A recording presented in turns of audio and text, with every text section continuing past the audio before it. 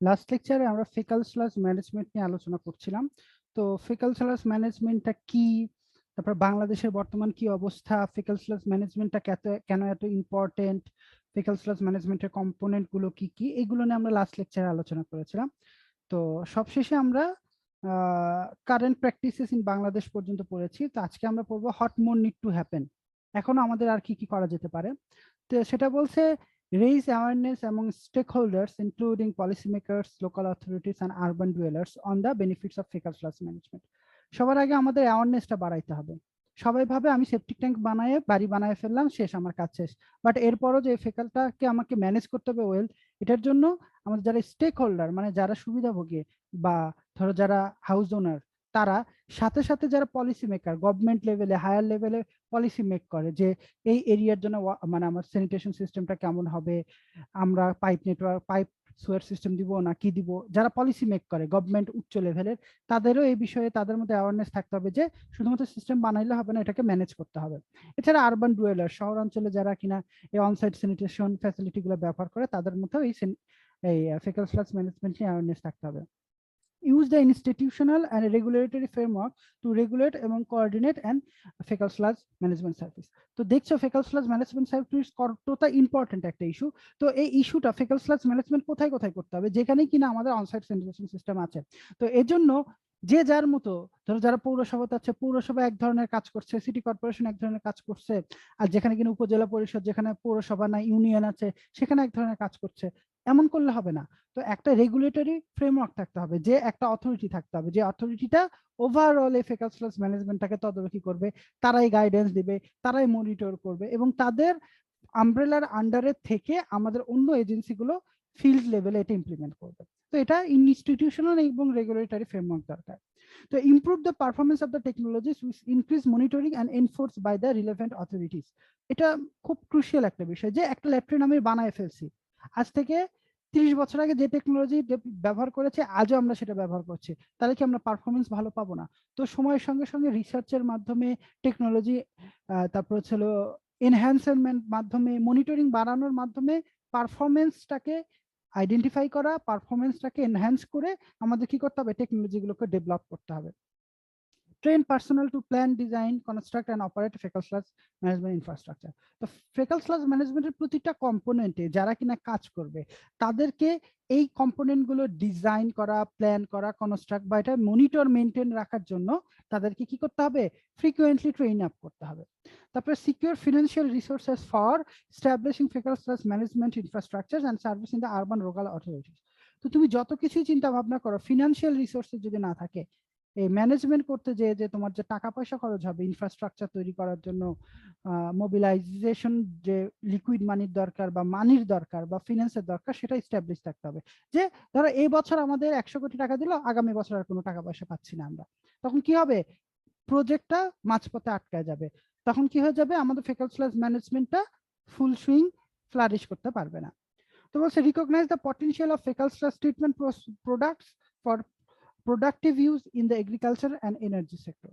বলছে যে faecal sludge ম্যানেজমেন্টের যে পর যে ফেকাল যে স্লাজ গুলো হয়, ট্রিটমেন্টের পর যে প্রোডাক্ট তৈরি হয়, স্লাজ তৈরি হয়, ডাইজেস্টেড স্লাজ, সেই স্লাজের রিইউজ বা সেই স্লাজটাকে ইউটিলাইজ করার জন্য আমাদের ইনফ্রাস্ট্রাকচার বানাইতে হবে, এবং এগ্রিকালচারে, ফিশ কালচার বা এনার্জি সেক্টরে আমরা যতটা ব্যবহার করতে পারি। যেমন এখনো অনেক মানুষ যদি শোনে সেপটিক ট্যাঙ্কের ময়লা এটা এগ্রিকালচার ফিল্ডে কি করবে, স্প্রেড করতেছে, তখন কিন্তু তারা কিন্তু এটাকে খারাপ ভাবে নিতে পারে। তো এজন্য কি করতে হবে, তাদের অ্যাওয়ার করতে হবে যে এটাও ভালো সয়েল কন্ডিশনার হিসেবে কাজ করে। এছাড়া এখান থেকে আমরা যেহেতু গোবর থেকে বায়োগ্যাস তৈরি করতে পারছি, তাহলে ফেকাল স্লাজ থেকে কেন আমরা গ্যাস তৈরি করতে পারবো না? এজন্য এনার্জি সেক্টরে ওই প্রোডাক্টের ব্যবহার বাড়াইতে হবে। তো নেক্সট স্টেপস ফর বাংলাদেশ, যদি ডিরেক্টলি বাংলাদেশের ইনিশিয়ালি নেক্সট স্টেপটা কি হতে পারে, তো এইটা আমি মোটামুটি 2015 সালে পাবলিশ একটা ব্রুশিওর। তো গভর্নমেন্ট কিন্তু এখন কি করছে, অনেকগুলো স্টেপ ইনিশিয়ালি নিয়ে ফেলছে। ফেকাল স্লাজ ম্যানেজমেন্টের জন্য বড় বড় প্রজেক্ট নেওয়া হচ্ছে, বা বাইরের অর্গানাইজেশন এবং দেশীয় অর্গানাইজেশন সব মিলায়ে ফিজিবিলিটি স্টাডি হচ্ছে, কোথায় কোথায় ইনিশিয়ালি আমরা করবো, এইগুলো নিয়ে কিন্তু কাজ শুরু হয়ে গেছে। তো জেনারেলি বাংলাদেশের কি কি ছিল, Bangladesh has recognized the importance of an institutional regulatory framework for fecal sludge aimed at advancing our commendable as the achievement in the sanitation sector one step further. তো আমাদের যে বাংলাদেশে এতটা একটা মানে স্যানিটেশন সেক্টরে আমরা এতটুকু আগেই গেছি, এটাকে আরেক ধাপ আগে নিয়ে যাওয়ার জন্য আমাদের এই ফেকাল স্লাজ ম্যানেজমেন্টটা দরকার। এর জন্য ইনস্টিটিউশনাল অ্যান্ড রেগুলেটরি ফ্রেমওয়ার্ক তৈরি করা হচ্ছে, formulated through a participatory approach involving all stakeholders. এটা হলো ইম্পর্টেন্ট। তো স্টেক হোল্ডার্স যারা সুবিধাভোগী, এই সুবিধাভোগী বা এটার সঙ্গে যারা রিলেটেড, সবার পার্টিসিপেশন যদি একত্রে থাকে, একসাথে যদি তারা পার্টিসিপেট করে কাজ করে, তাহলে আমাদের এই রেগুলেটরি বা ইনস্টিটিউশনাল ফ্রেমওয়ার্কটা খুব ভালোভাবে কাজ করবে। The IRF is expected to lead to a more systemic and sustainable figure-class development in urban Bangladesh. The next important step include development of implementation guideline. তো আমরা তো ইনস্টিটিউশনাল চিন্তা ভাবনা করতেছি, কিন্তু আমাদের গাইডলাইন তৈরি করতে হবে কোথায় কেমন। সারা দেশে তো একই টাইপের ফেকাল স্লাজ ম্যানেজমেন্ট হবে না, এক এক জায়গায় এক এক ভাবে ফেকাল স্লাজ ম্যানেজমেন্ট হবে। এই জন্য গাইডেন্সটা ইমপ্লিমেন্ট করার জন্য এই যে গাইডলাইন্সটা আমরা ইমপ্লিমেন্ট করব তার একটা ফ্রেমওয়ার্ক তৈরি করতে হবে, ঠিক আছে, আরবান এরিয়াস অফ বাংলাদেশ। তো এবং ফেকাল স্লাজ ম্যানেজমেন্ট শুধু করলে হবে না, এটাকে অপারেট, মেইনটেনেন্স এবং পারফরমেন্সটা ফ্রিকোয়েন্টলি আমাদের কি করতে হবে, মনিটরে আনতে হবে, যাতে এই সিস্টেমটা ফেইল না করে। কোথাও যদি ফেইল হওয়ার উপক্রম হয়, তাকে কিভাবে আমরা এটাকে ইন অপারেশনে রাখতে পারি সেদিকে মাথায় রাখতে হবে, ঠিক আছে। তো এটা ছিল আমাদের ফেকাল স্লাজ ম্যানেজমেন্ট। তো ফেকাল স্লাজ ম্যানেজমেন্টের মধ্যে একটা কথা আমরা পেয়ে গেলাম, যেটা হয়ে গেল পার্টিসিপেটরি অ্যাপ্রোচ। পার্টিসিপেটরি অ্যাপ্রোচ, তো এটার জন্য আমরা পার্টিসিপেটরি ডেভেলপমেন্ট বা কমিউনিটি পার্টিসিপেশন নিয়ে একটু আমরা আলোচনা করব। তো কমিউনিটি পার্টিসিপেশনটা শুধুমাত্র আমরা শুধু ওই স্যানিটেশন পারপাসে আমরা শিখবো না, আমরা কমিউনিটি পার্টিসিপেশনটা অ্যাজ এ হোল হলিস্টিক অ্যাপ্রোচটা আমরা জানবো। তো কমিউনিটি পার্টিসিপেশনটা খুবই ইম্পর্টেন্ট রোল প্লে করে এমার্জেন্সি টাইমে। তো এমার্জেন্সি টাইম মানে কি, ধরো বন্যার সময়, আর্থকোয়েকের সময়, জলোচ্ছ্বাসের সময়, ঘূর্ণিঝড়ের সময়, যে কোনো ডিজাস্টার টাইমে, ইভেন মানে জিওপলিটিক্যাল যে ক্যাওয়াস গুলো হয়, ধরো যুদ্ধ বিগ্রহ, এইসবে যে রোহিঙ্গা ক্যাম্প যেমন বাংলাদেশে আছে, এই রিফিউজি ক্যাম্প গুলোতে, এই জায়গাটাতে যে আমাদের মানুষ যেখানে কিনা মানবেতর জীবনযাপন করতে পারে, সেই সব জায়গাটাতে আমাদের কোন একটা ডেভেলপমেন্ট প্রজেক্ট, তাদের ড্রিঙ্কিং ওয়াটার সাপ্লাই দেওয়া, তাদের স্যানিটেশন সাপ্লাই দেওয়া, তাদের চিকিৎসার ব্যবস্থা করা, তাদের খাবার দেওয়া, তো এইগুলো এমার্জেন্সি টাইমে আমরা যত ধরনের রিলিফ তাদেরকে দেওয়ার চেষ্টা করি কিনা, সব ক্ষেত্রেই আমাদের পার্টিসিপেটরি অ্যাপ্রোচ দরকার বা কমিউনিটি পার্টিসিপেশনটা দরকার। তো গয়েট একজন কথা বলেছেন যে the myth that the affected population is too shocked and helpless to take responsibility for their own survival is superseded by the reality that on the contrary many find new strength during an emergency. তো আমরা ভাবি যারা কিনা affected people, যুদ্ধের কারণে যারা displaced হয়ে আসছে, রিফিউজিজ আছে, বা বন্যার কারণে কোনো জায়গায়, জলোচ্ছ্বাসের কারণে, ভূমিকম্পের কারণে মানুষজন যার ভিটেমাটি ছাড়া হয়ে আসছে, বা যে মানুষজন খুব পোর এরিয়া, হার্ড টু রিচ এরিয়াগুলোতে আছে, যারা কিনা বেসিক ওয়াটার সাপ্লাই নাই, স্যানিটেশন সাপ্লাই নাই, তাদেরকে আমরা হোপলেস মনে করি, অনেক সময় হেল্পলেস মনে করি তারা শকড আছে। বাট আমরা এটা আমাদের আইডেন্টিফাই রাখতে হবে যে তাদের মধ্যেও কিন্তু এক ধরনের শক্তি আছে, তাদেরকে যদি একটু আমরা হেল্প করতে পারি, তখন তারা তাদের ইনার যে স্ট্রেংথ আছে সেটা বের করে নিজেদের প্রবলেম গুলো কি করতে পারে, সলভ করতে পারে। তো বলতেছে, it is the strong conviction of the author that communities affected by disasters should be given the maximum opportunity to participate in emergency relief program. তো উনার কথা মতে যেখানে কিনা এই এমার্জেন্সি রিলিফ প্রোগ্রাম গুলো মানে কন্ডাক্ট করা হয়, যাদের জন্য করা হচ্ছে তাদেরকে এখানে ফুল অফ অপরচুনিটি দেওয়া উচিত পার্টিসিপেশনের জন্য। তো participation here doesn't simply means being involve in the construction of the facilities, it means contribution, idea, making decisions and take responsibility. শুধুমাত্র যে তাদের পার্টিসিপেশন মানে কি, এরা দরিদ্র মানুষ, বিপদগ্রস্ত মানুষ, এদের দিয়ে আমরা কায়িক পরিশ্রম করাবো, ল্যাট্রিনের পিট খনন করাবো, টিউবওয়েলের জন্য মেশিনারিজ ক্যারি করে নিয়ে আনাবো, এগুলো লেবারের মতো যে কাজগুলো আছে, এটাও একটা পার্টিসিপেশন। বাট শুধুমাত্র পার্টিসিপেশন বলতে তাদের এইরকম পার্টিসিপেশন না, পার্টিসিপেশন বলতে বোঝাচ্ছে প্ল্যানিং, ডিসিশন মেকিং, রেসপন্সিবিলিটি নেওয়ার ক্ষেত্রে, যে আসলে তাদের কি প্রয়োজন, তাদেরকে জিজ্ঞেস করতে হবে ভাই আপনাদের কি প্রয়োজন, যা প্রয়োজন সেটাকে আমরা কি ফ্যাসিলিটেট করতে পারবো কিনা। তারপর তাদের সাথে ডিসকাশন করব কিভাবে এটা করা যেতে পারে, আপনাদের লোকাল কমিউনিটিতে এটা কিভাবে করলে আপনারা বেশি সুযোগ পাবেন। এরপর এটাকে মেইনটেইন মনিটরের জন্য তাদেরকে রেসপন্সিবিলিটি দিয়ে দেওয়া। তো এটাই বলতেছে যে এটা পার্টিসিপেশন। তুমি একটা ল্যাট্রিন বানাইলা, টিউবওয়েল বা তাদের জন্য দিয়ে আসলা, এটাকে মেইনটেইন করা, মনিটর করা, ইন রানিং এ রাখা। তুমি বানায় দিয়ে কি 6 মাস পর 1 বছর পর পর যে ওটা কি চেক করে আসবা ওটা ঠিক আছে কিনা, কোনো কিছু নষ্ট হয়ে গেলে সেটা ঠিক করে দিয়ে আসবা?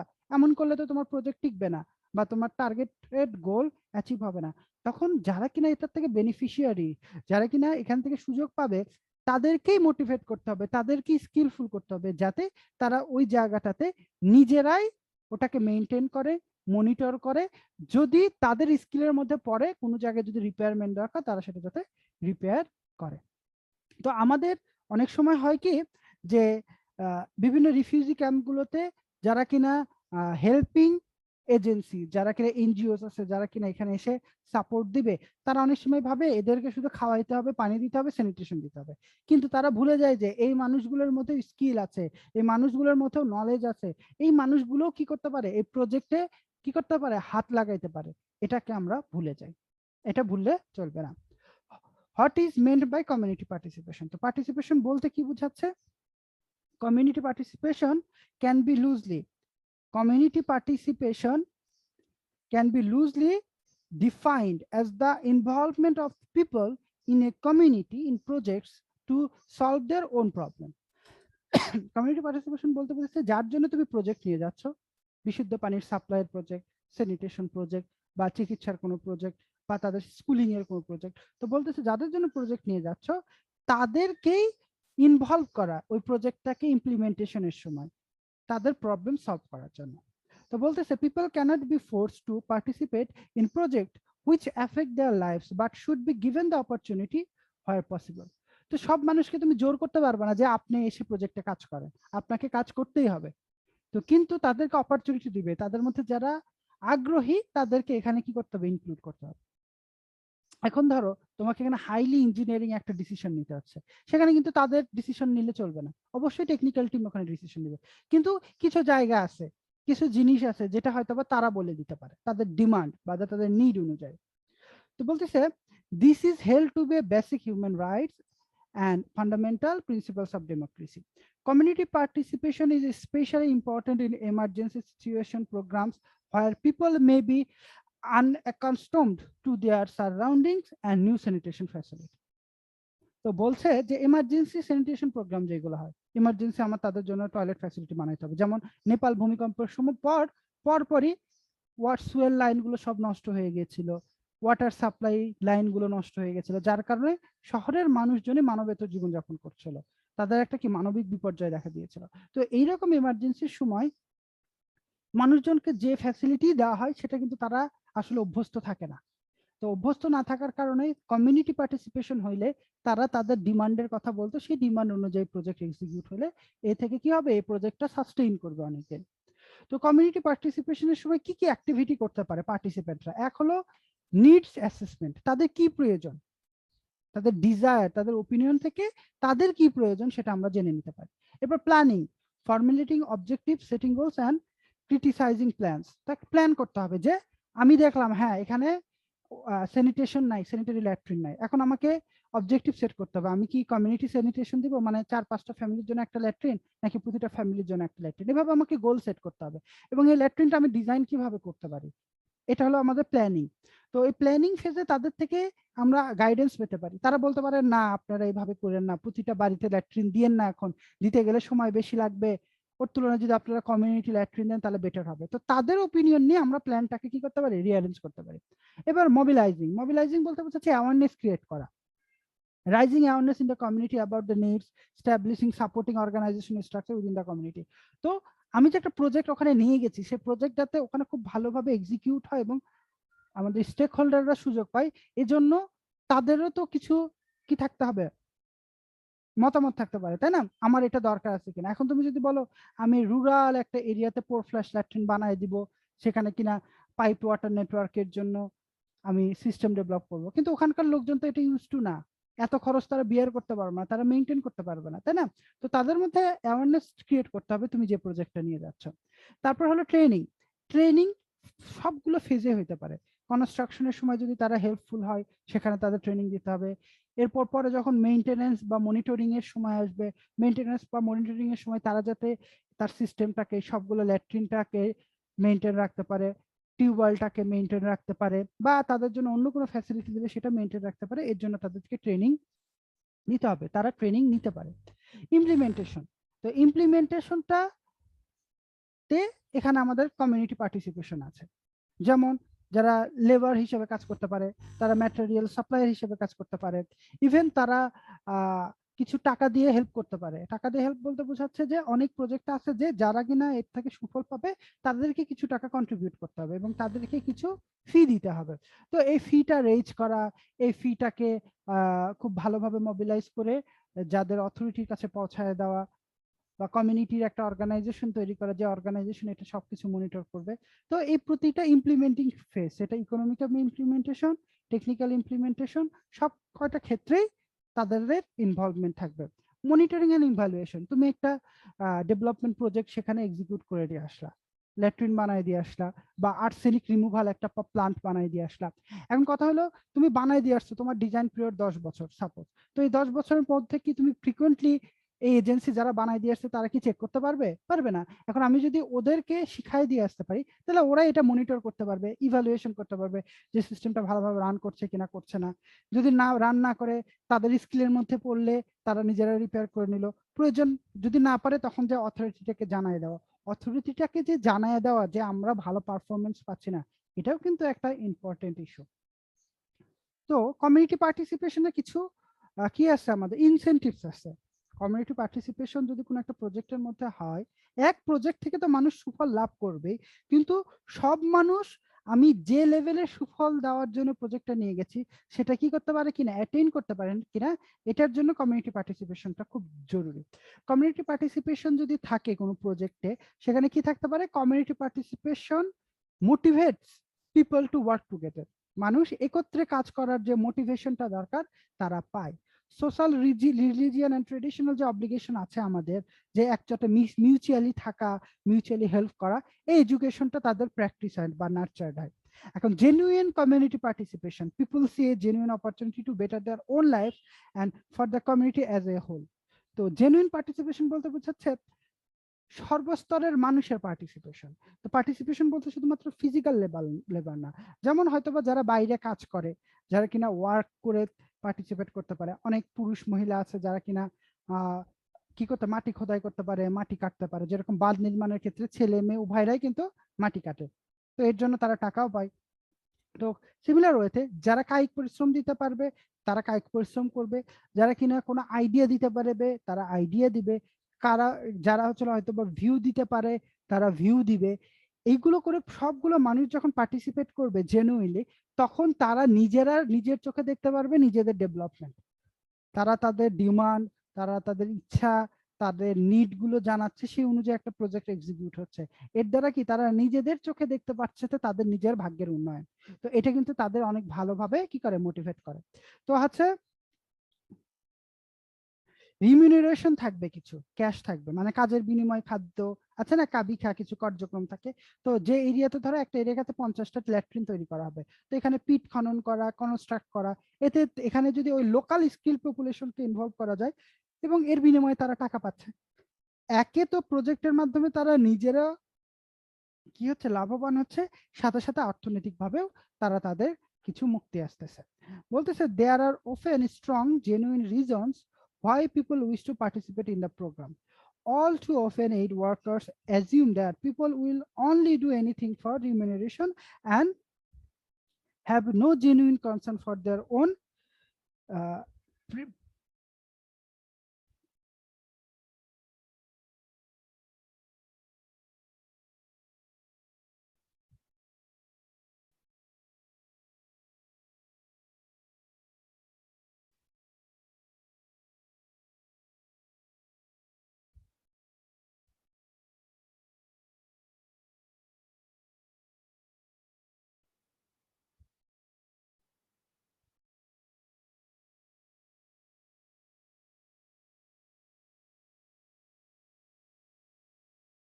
তাহলে আমাকে শুনতে পাচ্ছ?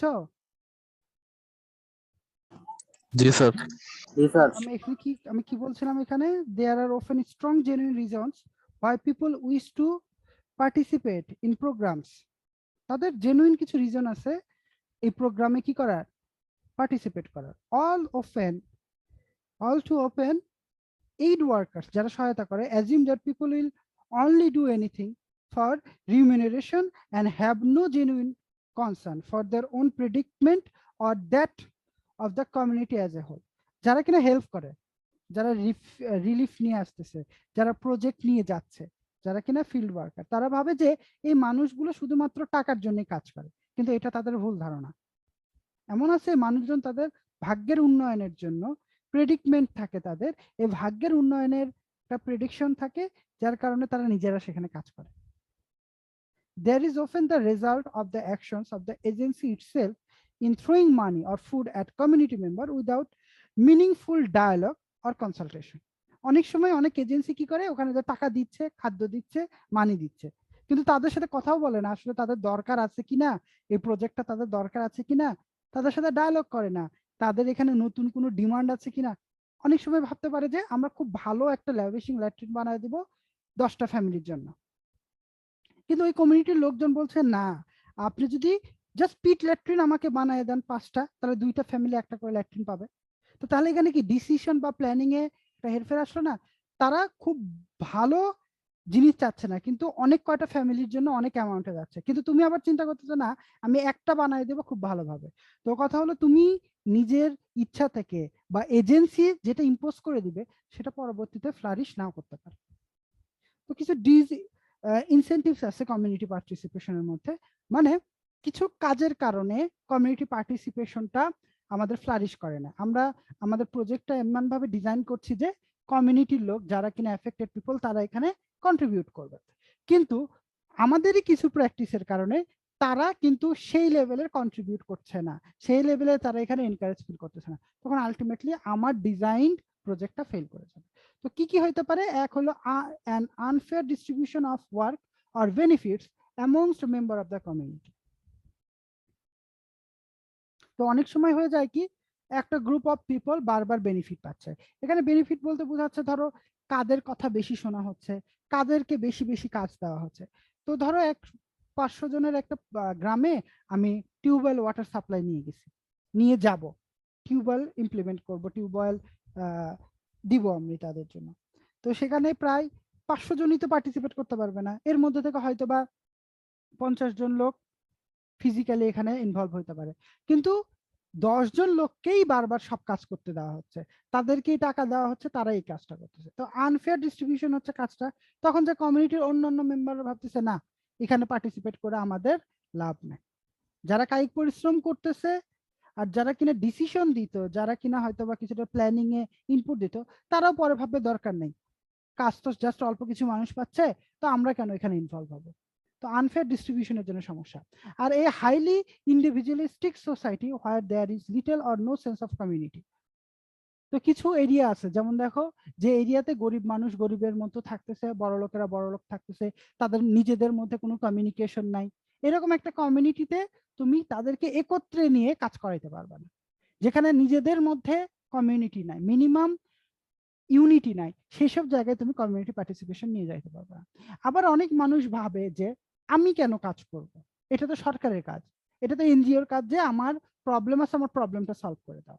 তো এইরকম মাইন্ডসেট যাদের আছে সেসব জায়গাতে আমরা কমিউনিটি পার্টিসিপেশনের প্রজেক্ট গুলো নিয়ে যেয়ে কি করতে পারবো না, সুফল পাবো না।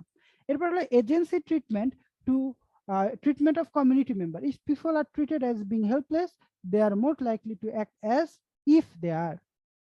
তো এজেন্সি, কোনো এনজিও, সরকারি অথরিটি, দাতা সংস্থা, এরা যখন কিনা কোনো কিছু এজেন্সির মাধ্যমে তাদেরকে দেয়, যেমন ধরো local government engineering, public health engineering, এরা কি পাচ্ছে UNICEF, UNESCO, World Health Organization, এদের ফান্ডিং এ হয়তোবা পাবলিক হেলথ মানে কি করার জন্য, এনরিচমেন্টের জন্য তারা কি দিচ্ছে, ওয়াটার সাপ্লাই দিচ্ছে, ফ্রেশ ওয়াটার সাপ্লাইয়ের ব্যবস্থা করছে, বা স্যানিটেশন বা স্যানিটারি ল্যাট্রিন ইমপ্লিমেন্ট করবে। কিন্তু এই এজেন্সিগুলো মাঠ লেভেলের লোকজনদের সঙ্গে যদি ভালো ব্যবহার না করে, তাহলে কি হয়ে যাবে, ওই মাঠ লেভেলের লোকজন যে জিনিসটা পাচ্ছে সেটাকে কিন্তু তারা খুব ভালোভাবে সাদরে গ্রহণ করবে না। তো বলতেছে generally people are ready and willing to participate. The biggest incentive to this is probably the attitude and action of the agency concerned. Treating people with respect, listening to them, and learning from them will go a long way toward building a successful program. It will also save time and resources in the long run, contribute greatly to the program sustainability. এটা খুবই important. যেমন দেখো, আমি পিট latrine তৈরি করে দেবো 100টা, এর জন্য ধরো আমি বাইরে থেকে, জেলা শহর থেকে বা ঢাকা থেকে লেবার হায়ার করে নিয়ে চলে গেলাম, মেশিনারিজ নিয়ে চলে গেলাম, তাদের আমি ল্যাট্রিন বানিয়ে দেবো, ঠিক আছে। কিন্তু এটার আগে আমার কাছে টাকা আছে, আমি যদি ওই ওই এরিয়ার লোকজনকে বলতাম আসলে আপনাদের কি দরকার, তারা তাদের নিডের কথা বলতো, তখন আমরা হয়তো জিজ্ঞেস করতাম আসলে তো আমাদের লেবার লাগবে, আমাদের মাটি খোঁড়ার মতো কাজ লোক এরকম কেউ আছে বা মিশন আছে যারা কিনা ল্যাট্রিন বানাইতে পারে, তখন ওই কমিউনিটির মধ্যে থেকে লোকজন বলতেছে যে আমরা এত এত লোক আছি, আমরা এইসব কাজ পারি। তাহলে আমাকে কিন্তু বাইরে থেকে লেবার নিয়ে যাইতে হচ্ছে না, আমার সময় লাগতেছে না, ওই লোকদের দিয়ে ওই লোকদেরই জীবনের মান উন্নয়ন করা যাচ্ছে। তাহলে এটা কি রিসোর্স, টাইম দুটোই সেভ হয়ে যাচ্ছে। তো এইসব ভুলে যে আমরা শুধু যদি চিন্তা করি আমরা টাকা দিচ্ছি, আমরা যা দিব তাই ওদের নিতে হবে, ওরা একবারে হেল্পলেস মানুষ, আমরা যা বলবো তাই ওদের শুনতে হবে, যদি আমাদের এরকম অ্যাটিটিউড থাকে তখন দেখা যাবে আমরা এখান থেকে খুব বেশি পজিটিভ ইফেক্ট পাবো না। So community participation can contribute greatly to the effectiveness and efficiency of the program. The crucial factor in its success is the attitude of the agency staff in the field. Field level even হয়তো পারে তুমি ধর public health engineering একজন engineer, তুমি কিন্তু খুব ভালোভাবে তাদের সাথে ব্যবহার করবা, কিন্তু তুমি তো দিনরাত 24 ঘন্টা ওখানে পড়ে থাকতে পারবে না। যেখানে ফিল্ড লেভেলে যারা সুপারভাইজার আছে তাদের ব্যবহার যদি পার্টিসিপেন্টদের সাথে খারাপ হয়, তাহলে কিন্তু কি হবে, এই সিস্টেমটা খুব একটা ইফেক্টিভ হবে না, ঠিক আছে। তো বলতেছে itself do not treat, if staff do not treat people with respect or are seen to favor particular individuals or groups within a community, this can have a highly destructive effect on participation. তো বলতেছে আমাদের দেশে যে জিনিসটা ঘটে, যে কমিউনিটির মধ্যে একটা গ্রুপ অফ পিপলকে তারা ট্রিট করে, যে এই গ্রুপ অফ পিপল ধরো নেতা গোছের মানুষ, চেয়ারম্যান বা লোকাল যে মানে যে কিছু নেতা আছে বা ইনফ্লুয়েন্সিয়াল পিপল আছে, এই স্টাফ গুলো কি করে, তাদের কথা মতো চলে। এই স্টাফ গুলো তারা যেখানে ল্যাট্রিন বানাইতে বলছে, সাপ্লাই দিতে বলছে, সেখানে দিচ্ছে। এতে কি হবে, কমিউনিটির অন্য লোকরা বলতেছে আমাদের ভাগ্য উন্নয়নের জন্য প্রজেক্ট আসলো, কিন্তু আমরা এখান থেকে সুফল পাচ্ছি না, তাহলে আমরা কেন ওখানে পার্টিসিপেট করব, ঠিক আছে। For this reason it is important to identify কি representatives and groups within the affected people earlier. এটা তাহলে কোন প্রজেক্ট নিয়ে যে প্রথমে দেখতে হবে সেখানে কি রিপ্রেজেন্টেটিভ, কি কে এই জায়গাটাতে সব মানুষকে একত্রিত করতে পারে, সব মানুষকে মোটিভেট করতে পারে যাতে এই প্রজেক্টে তারা ইনভলভ হয়, এবং তাদের সাথে যোগাযোগ করা এবং তাদের সাথেই বসা, যে তাদেরকে জানানো যে এই গোলটা কি। এমন না যে এমন একজন পার্সনের সাথে যোগাযোগ করতেছো যে শুধু বেনিফিটটা নেবে, রেদার এমন গ্রুপ অফ পিপলের সাথে যোগাযোগ করা উচিত যারা কিনা সবার থেকে মতামত নিবে, সবার পার্টিসিপেশন এনশিওর করবে এবং তাদের সাথে কমিউনিকেট করে তোমার প্রজেক্টটাকে সামনের দিকে আগায় নিয়ে যাও। তো stakeholders analysis, stakeholder বলতে কি বোঝাচ্ছে, একটা প্রজেক্টে কিন্তু সব মানুষই কি করতে পারে না, পার্টিসিপেট করতে পারে না, মানে অ্যাফেক্টিং পিপল, যে মানুষের জন্য তুমি প্রজেক্টটা নিয়ে যাচ্ছ সেই মানুষ, সব মানুষ কিন্তু এখানে কি করতে পারে না, পার্টিসিপেট করতে পারে না। তো যারা পার্টিসিপেট করতে পারবে তাদেরকে সবচেয়ে বেশি, সর্বোচ্চ বেশি কি দিতে হবে, অপরচুনিটি দিতে হবে যাতে তারা এখানে ইনভলভ হতে পারে। তো স্টেক হোল্ডার অ্যানালিসিস হলো একটা অ্যাসেসমেন্ট টুল, একটা টুল যার মাধ্যমে এই প্রোগ্রামটা কাদের এফেক্ট করে সেটা আইডেন্টিফাই করা যায়, এবং এই প্রোগ্রামে কারা সরাসরি স্টেক থাকবে বা সরাসরি অংশগ্রহণ করবে তাদেরকে আইডেন্টিফাই করা যায়। তো বলতেছে a useful tool to assess whom the program will affect, positively হতে পারে, নেগেটিভলি হতে পারে, and therefore who should have a stake in the program in stakeholder analysis. তো যেমন দেখো আমাদের কোন একটা প্রজেক্ট নিয়ে যাচ্ছে, তাহলে কারা কারা এই প্রজেক্টের সুবিধাভোগী হবে, ইভেন এই প্রজেক্টের জন্য কারা কারা অসুবিধায় পড়বে, এক সাথে সাথে আবার কি হচ্ছে, কারা ডিরেক্টলি এখানে ইনভলভ হতে পারবে তাদেরকেও আইডেন্টিফাই করাটা হলো স্টেক হোল্ডার অ্যানালিসিস। তো পজিটিভলি তো আমরা বুঝলাম, যেমন দেখো একটা ফ্যামিলিতে ল্যাট্রিন নাই, তারা দূরবর্তী কোনো জায়গায় ল্যাট্রিন ব্যবহার করে, তো তারা এটা থেকে খুব বেশি সুযোগ সুবিধা পাচ্ছে না। কিন্তু তাদের যদি বাসায় যদি একটা আমরা ল্যাট্রিন দিতে পারি তাহলে কি করতে পারবে, তাদের সুবিধা হবে, তাদের হেলথ কনসার্নটা বাড়বে, তারা সহজে ডায়রিয়া আক্রান্ত হবে না, তাদের হেলথ ভালো থাকবে। গুড। তাহলে কি বাড়ির মেম্বার পুরুষ মহিলা বয়স্ক বাচ্চা কাচ্চা সবাই এখান থেকে বেনিফিশিয়ারি হচ্ছে, সবাই এখান থেকে সুযোগ সুবিধা পাচ্ছে। এটা হলো পজিটিভ এফেক্ট। আবার নেগেটিভ এফেক্ট থাকতে পারে। যেমন নেগেটিভ ইফেক্ট বলতে বোঝাচ্ছে যে অনেক জায়গায় আছে না কমিউনিটি ল্যাট্রিন, যেখানে কিনা তোমাকে কিছু টাকা পে করতে হয়, টাকা পে করে তুমি ওখান থেকে ল্যাট্রিন সেরে আসতে পারো। তো এর পরিবর্তে যদি প্রতিটা বাড়িতে আমার ল্যাট্রিন থাকে তাহলে কিন্তু কমিউনিটি ল্যাট্রিনে মানুষজন যাবে না। বা আবার যদি বলতে হয় কোথাও যদি আমাকে পানি কিনে খেতে হয়, সেই জায়গায় যদি প্রতিটা বাড়িতে আমি টিউবওয়েল দিয়ে দিই তাহলে যে বিক্রি করতে পানি তার কিন্তু ক্ষতি হচ্ছে, তার এই প্রজেক্টের জন্য নেগেটিভ এফেক্টেড হচ্ছে। আরেকটা উদাহরণ দেওয়া যেতে পারে, যেমন একটা ধরো একটা ব্রিজ তৈরি করতেছি, একটা ব্রিজ তৈরি করলে ব্রিজের আপস্ট্রিমের মানুষজন কিন্তু পানি দ্বারা ক্ষতিগ্রস্ত হতে পারে, পরেও ক্ষতিগ্রস্ত হতে পারে। বা কোথাও যদি আমি একটা ড্যাম দেই বা ওয়ার তৈরি করি, ব্যারেজ তৈরি করি, ব্যারেজ তৈরি করলে ব্যারেজের আপস্ট্রিমের এলাকার লোকজন বন্যায় আক্রান্ত হতে পারে। তো এরা হলো কি নেগেটিভলি এফেক্টেড। তো কারা এফেক্টেড হবে পজিটিভলি, কারা নেগেটিভলি, কারা এখানে সরাসরি অংশগ্রহণ করবে, এসব মানুষজনকে আইডেন্টিফাইটা করা হলো স্টেক হোল্ডার অ্যানালাইসিস। তো স্টেক হোল্ডার যদি আমি একটা রিফিউজি ক্যাম্পের কথা চিন্তা করি, রিফিউজি ক্যাম্প বলতে বোঝাচ্ছে ডিসপ্লেসড পিপল, যারা কিনা অন্য জায়গায় চলে আসছে, আসার পর তাদের খাওয়া, ওয়াশরুম, ওয়াটার সাপ্লাই এগুলো ফ্যাসিলিটি নেই। তো সেসব একটা জায়গায় আসলে স্টেক হোল্ডার কে কে হইতে পারে। তো প্রাইমারি কিছু স্টেক হোল্ডার থাকে, যেমন যারা এফেক্টেড পিপল, রিফিউজিসরা। Secondary stake holder local authorities বা এজেন্সিস, যারা কিনা এখানে কোনো প্রজেক্ট নিয়ে গেলে যে প্রজেক্টটা তারা কি করবে, ইমপ্লিমেন্ট করবে। এরপর আছে external stakeholders. External stakeholders বলতে বোঝাচ্ছে এই সেকেন্ডারি যে স্টেক হোল্ডার্স আছে তাদেরকে বিভিন্নভাবে সহায়তা করে, টাকা পয়সা দিয়ে, টেকনিক্যাল সাপোর্ট দিয়ে, এরা হয়ে গেল স্টেক হোল্ডার। তো আমরা যদি একটা রিফিউজি ক্যাম্পের স্টেক হোল্ডার অ্যানালাইসিস করি, দেখা যাবে যে প্রাইমারি স্টেক হোল্ডার্স হলো women, children, disable people, men. তো কোন একটা প্রজেক্টটা হয়ে গেল যে এই রিফিউজি ক্যাম্পে আমরা স্যানিটেশন ফ্যাসিলিটি দিব। তো স্যানিটেশন ফ্যাসিলিটি যদি দেওয়া হয় তাহলে কি হবে, যারা কিনা প্রাইমারি স্টেক হোল্ডার উইমেন তারা পাবে কি improve access to the sanitation, যার কারণে তাদের বেটার হেলথ চলে আসবে। চিলড্রেনরা কি পাবে, improve access to the sanitation, তাদের কি থাকবে, বেটার হেলথ এবং সেফটি ইনশিওর হবে। ডিসেবল পিপল মেন্টালি হইতে পারে, ফিজিক্যালি হইতে পারে, তারা improve access to the sanitation facility পাবে, তাদের লাইফের বেটারমেন্ট হবে। এবং মেন, তো স্যানিটেশন ফ্যাসিলিটি দিলে হবে না, মানে কমিউনিটি যদি পার্টিসিপেশন হয় তাহলে এই মেনরা কি পাবে, বেটার হেল্প পাবে, সাথে সাথে তারা জব অপরচুনিটি পাবে, কারণ সেখানে তারা ফিজিক্যাল লেবার দিয়ে কি করতে পারে, কিছু টাকা আয় করতে পারে। তো সেকেন্ডারি স্টেক হোল্ডার্স কারা, সিভিল বা রিলিজিয়াস লিডার। এই লিডাররা কি করতে পারে, জনগণের মধ্যে অ্যাওয়ারনেস বাড়াইতে পারে যে আপনারা ইন কমিউনিটিতে থাকেন, তারা আপনারা নিজেরা এই প্রজেক্ট আসছে, এই প্রজেক্টে ইনভলভ হন। ইনারা হলো সেকেন্ডারি স্টেক হোল্ডার। তারপর এল্ডার্স, বুজুর্গ লোক, বয়স্ক লোক, এই লোকদের কথাও কিন্তু লোকজন বেশি শোনে, বিশেষ করে অ্যাফেক্টেড লোকরা শুনবে। লোকাল অথরিটি, লোকাল অথরিটি কি চিন্তা করবে, এখানে যে হলো পলিটিক্যাল পাওয়ার বা কন্ট্রোল, যখনই একটা জায়গায় অনেক লোকজন একত্রিত হয় তখন কিন্তু বিভিন্ন গ্রুপ তৈরি হয়, যে গ্রুপরা সেখানকার আধিপত্য বিস্তারের চেষ্টা করে। তো লোকাল অথরিটি কি করবে, এই জিনিসটা মেনটেন করবে। এনজিওস গুলো কি করবে, এনজিওস গুলো কি করবে, ওখানকার লোকজনের রিফিউজি ক্যাম্পের ধরো হেলথ বা ওয়েলবিং এর জন্য কাজ করে যাবে।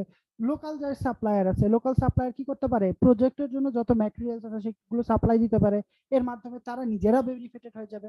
তারপরে এজেন্সি প্রজেক্ট টিম, তো এজেন্সি প্রজেক্ট টিমটাই কি করবে, অ্যাকচুয়ালি কোন একটা প্রজেক্ট যদি থাকে তাদের কোঅর্ডিনেট করবে, ফুল কোঅর্ডিনেশনের কাজটা তারা করবে। তো এক্সটার্নাল স্টেক হোল্ডারটা হলো ডোনার। ডোনার মানে কি, দাতা সংস্থাগুলো, ইভেন গভর্নমেন্ট কিন্তু এখানে অনেক ফাইন্যান্সিং করে। তো গভর্নমেন্ট বলো বা ডোনার বলো, এরা হলো এক্সটার্নাল স্টেক হোল্ডার। আর লোকাল পপুলেশন, তো ধরো কোনো একটা জেলাতে আমার বাইরে থেকে বন্যা হইলো, বন্যা দুর্গত লোককে ওই জেলাতে আমরা পুনর্বাসনের ব্যবস্থা করতেছে, কিন্তু পুনর্বাসনের আগে ওখানকার লোকাল পপুলেশন এটাকে কিভাবে অ্যাকসেপ্ট করবে, তারা কি তাদের এখানে থাকতে দিবে, তাদের কি তারা এখানে তাদেরকে ওয়েলকাম করবে, এই জিনিসগুলো হচ্ছে ইম্পর্টেন্ট। ঠিক আছে, এটা হলো লোকাল পপুলেশনটা স্টেক হোল্ডারের মতো কাজ করে। তো আমাদের কমিউনিটি পার্টিসিপেশনটা ইনশিওর করার আগে আমাদের জেন্ডার এবং ভালনারেবল গ্রুপ সম্পর্কে কনসার্ন থাকতে হবে।